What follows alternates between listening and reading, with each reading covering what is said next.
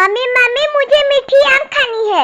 अच्छा बच्ची, मैं जब अनाज लेने जाऊंगी तो तुम्हारे लिए मीठी आम लेकर आऊंगी। नहीं नहीं मम्मी, मुझे आज ही मीठी आम खानी है। हे भगवान, अब मैं कहाँ से मीठी आम लेकर आऊं?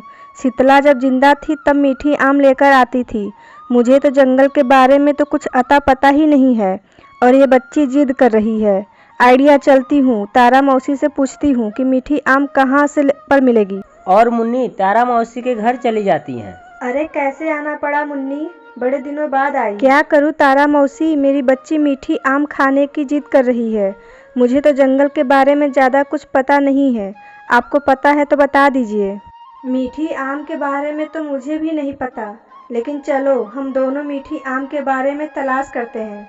फिर दोनों मीठी आम के तलाश में चल पड़ते हैं और टूनी चिड़िया का बच्चा कहता है, मम्मी मम्मी मुझे मीठी आम खानी है। अच्छा बेटा, मैं आज तेरे पिताजी से बोलकर तेरे लिए मीठे आम जरूर मंगवा दूंगी।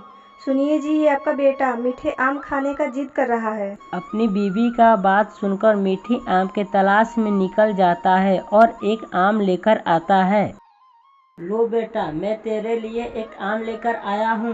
थोड़ा चखूं, दाम तो देखने में बड़ा टेस्टी लग रहा है। जैसे ही टूनी चिड़िया का बेटी आम खाती है और फिर आम खाने के बाद टूनी चिड़िया की बेटी बोलती है, छी छी, ये आम कितने खट्टे हैं। आम तो इतने अच्छे दिख रहे हैं, कैसे खट्टे हो सकते हैं?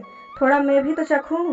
फिर टूनी चिड़िया आम चखने लगती है। छी छी, ये आम तो बड़े खट्टे हैं, लाने हैं तो मीठी आम लाइए ना। तुम लोगों को खाने हैं तो यही आम खाओ, वरना मैं मीठी आम की तलाश में नहीं जाऊंगा, क्योंकि मीठी आम के पास एक राक्षसनी आई है। इधर तारा मौसी और मुन्नी मीठी आम की तलाश कर रही थी। बताओ ना तारा मौसी, कौन सा आम मीठा है? अरे मुझे क्या पता, देखो जो आम लाल और ज़्यादा पीले होंगे वही आम मीठे होंगे। तारा मौसी इधर आओ, इधर है मीठा आम। अरे अभी आई, मैं तो ढूंढ रही थी, तुम्हें तो मिल ही गया। कि तभी पेड़ से एक आवाज आती है, भाग जाओ, जल्दी भागो यहाँ से। मुन्नी, ये आवाज़ तुम निकाल रही हो क्या? देख, मुझे डराने की कोशिश मत कर। अगर तुमको मजाक करना है तो घर पर करना, मुझे यहाँ डर लग रहा है। अरे तारा मौसी, मैं क्यों ये आवाज़ निकालूंगी? आप खुद ही निकाल रही हैं और मजाक कर रही हैं। फिर पेड़ से आवाज आती है, अभी भी समय है, जल्दी यहाँ से भाग जाओ। फिर दोनों की नज़र पेड़ पर जाती है। अच्छा, तो ये बोलने वाला पेड़ है। अच्छा तो पेड़ भाई, आप हम लोगों को क्यों भगा रहे हैं? देखो, यहाँ एक राक्षसनी रहती है, जो भी चिड़िया यहाँ पर आती है उन सबको ये खा जाती है। इतना सुनने के बाद तारा और मुन्नी तुरंत ही वहाँ से भाग जाती हैं। तभी उन दोनों को रास्ते में टूनी चिड़िया और टूनी चिड़िया की बीवी पलक मिल जाती हैं।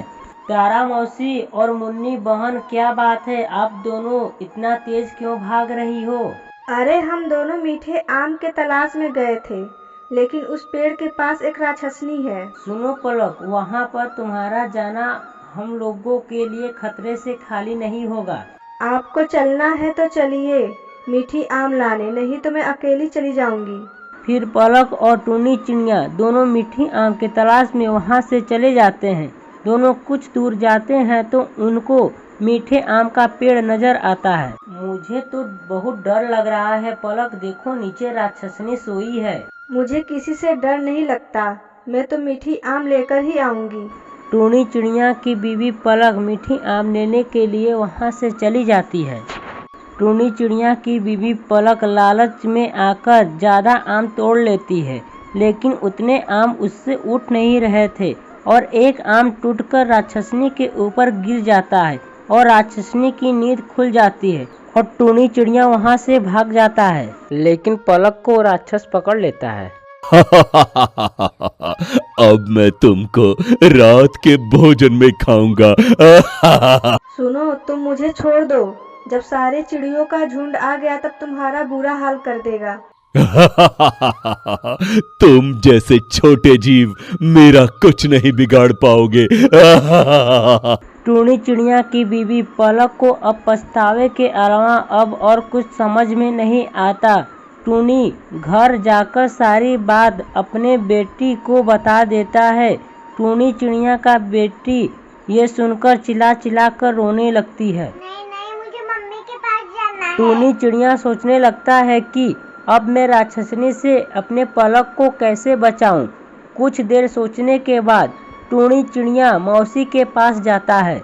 मौसी, आपकी हेल्प की जरूरत है। क्या मदद करनी है टुन्नी बेटे? और फिर टूनी सारी बातें बताता है। तारा मौसी डर जाती हैं, फिर कुछ देर सोचती हैं और कहती हैं, टुन्नी, मेरा तबीयत कल से बहुत खराब है, मैं नहीं जा पाऊंगी। ऐसा करो कि तुम मुन्नी को लेकर चले जाना। उसके बाद टूनी सारी चिड़ियों को बुला लेती है और अपने साथ टूनी चिड़िया अपनी पत्नी को बचाने के लिए चल देता है। जैसे ही सारी चिड़ियों को आम देखता है तो आम का पेड़ बोलता है, तुम सब फिर आ गए, ये राक्षसनी तुम सबको खा जाएगी। आम दादा, हम सब पलक को बचाने के लिए आए हैं। आप बता दीजिए वो दुष्ट राक्षसनी ने पलक को कहाँ रखा है? देखो, जो सामने गुफा है उसी में। टूनी वहाँ पलक को बचाने के लिए पहुँच जाता है। जैसे ही टूनी पलक को लेकर अपने साथ आता है तब तक राक्षसनी वहाँ पहुँच जाती है। जिस चीज का मुझे इंतजार था वो अपने आप चल के आ गया। अब तो मैं मिर्ची मसाले के साथ तुम दोनों को खाऊंगा। ये सारी बातें मुन्नी सुन रही थी। तभी धीरे से एक आम राक्षसनी पर गिरा देती है। अब राक्षसनी को और गुस्सा आ जाता है और मुन्नी को पकड़ने के लिए पीछा करने लगता है। तुम सब भागो पंछियों, अब मैं इसको अपने जाल में फंसाकर मारूंगा। राक्षसनी जैसे ही मुन्नी का पीछा करती है, मुन्नी बहुत तेजी से दौड़कर भाग जाती है और पेड़ अपनी शाखाओं से राक्षसनी को बांध लेता है और उसको जलाकर मार डालता है और खुद भी जल जाता है।